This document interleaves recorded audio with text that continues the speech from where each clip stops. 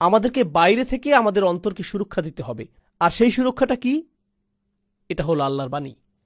আল্লাহর কথাগুলো যখন আপনার অন্তরে প্রবেশ করে, আপনার অন্তরটা তখন অধিক শক্তিশালী হয়। আপনি তখন আপনার আকাঙ্ক্ষাগুলো সংযত রাখতে পারেন, আসক্তিগুলোকে নিয়ন্ত্রণ করতে পারেন। এটা কতটা দুঃখজনক যে এখন কত তরুণ পর্নোগ্রাফিতে আসক্ত। এটা একটা বাস্তবতা। আমি কত তরুণের সাথে কথা বলেছি, তারা আমাকে বলেছে এটা তো সাধারণ ব্যাপার, আপনি আমাকে কি করতে বলছেন? তাদের অন্তরগুলো এতটাই মৃত হয়ে গিয়েছে, তারা বলছে এটা সাধারণ বিষয়। এটা একটা স্পষ্ট চিহ্ন যে অন্তরটা মরে গেছে। কিভাবে আল্লাহর কথা সে অন্তরে প্রবেশ করবে? আমরা একটু চিন্তা করি। এই যে চোখ দুটো আল্লাহ আমাদেরকে দান করেছেন, আপনি যখন ওইসব বাজে ছবি দেখেন, এই চোখগুলোর অপব্যবহার করবেন, কিভাবে একই চোখ দুটো আল্লাহর জন্য অশ্রু ঝরাবে? একই চোখ দুটো দিয়ে কি এটা করা সম্ভব? এই যে জিহ্বা আল্লাহ আপনাকে দিয়েছেন, এর মাধ্যমে আপনি আল্লাহর কথাগুলো তেলাওয়াত করতে পারেন, অথচ আপনি আপনার সারাদিন অতিবাহিত করেন গালিগালাজ আর মন্দ কথা বলে। এই হাত দুটো আপনি আল্লাহর সামনে তুলেন এবং রাখেন যাতে আপনি আল্লাহর সামনে দাঁড়াতে পারেন। এই একই হাতগুলো আপনি ব্যবহার করেন অভদ্র অঙ্গভঙ্গি করতে বা অন্যায় কাজ করতে। এই একই হাত। আমরা কিভাবে আমাদের নিজেদের ব্যাপারে সচেতন হব? আল্লাহ বলছেন, ওয়ালা তাকুনু কাল্লাযীনা নাসুল্লাহা ফাআনসাহুম আনফুসাহুম। তোমরা তাদের মতো হইও না যারা আল্লাহকে ভুলে গিয়েছিল, আর আল্লাহকে ভুলে যাওয়ার ফলে আল্লাহ তাদেরকে নিজেদের ব্যাপারে ভুলিয়ে দিয়েছেন। আপনি এমনকি জানবেনও না যে আপনি কেমন। আপনি আল্লাহর একজন সম্মানিত সৃষ্টি, কিন্তু এই লোভের কারণে আপনি একটা পশুর চেয়েও অধম হয়ে গিয়েছেন। দয়া করে নিজেকে বাঁচান, নিজেকে বাঁচান। আমি আপনাকে বাঁচাতে পারবো না। আপনাকে বাঁচানোর চেষ্টা আপনার নিজেকেই করতে হবে। অল্লাহি, যত ছবি, এগুলো প্রচারের জন্য যত বিজ্ঞাপন এবং এর সংশ্লিষ্ট যত কিছু আছে, যারা আমাদেরকে পশুর স্তরে নামিয়ে নিতে সদা তৎপর, তারা খুবই শক্তিশালী।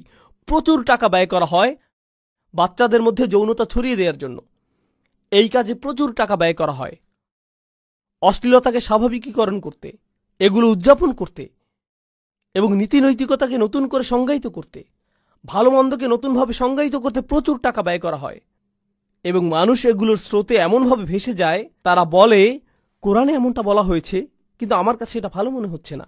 তাদের বিবেক এতটাই কঠিন হয়ে গিয়েছে, যখন আপনি বাঁকা অবস্থায় সোজা জিনিসের দিকে তাকাবেন, আপনার কাছে সোজা জিনিসটাই বাঁকা লাগবে।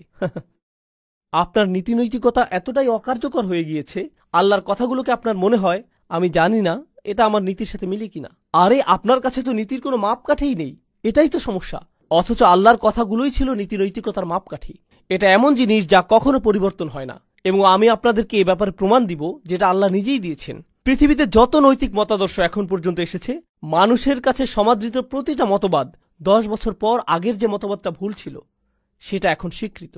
10 বছর পর আবার অন্য কিছু স্বীকৃতি পাবে, এর 10 বছর পর আরেকটা নতুন কিছু স্বীকৃতি পাবে।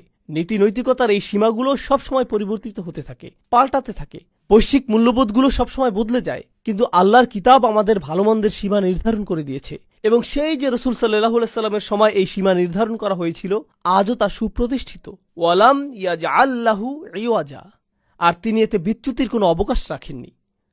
আমাদের বিচ্যুতি হয়, আমরা এক রেওয়াজ থেকে অন্য রেওয়াজে, এক দর্শন থেকে অন্য দর্শনে, ভালো মন্দের একরকমের সংজ্ঞা থেকে অন্যরকম সংজ্ঞায় যাই। কিন্তু আপনি যদি এই কিতাবকে আঁকড়ে ধরতে পারেন, যত বড় ঝড়ই আসুক না কেন, আপনি আপনার জায়গায় টিকে থাকতে পারবেন।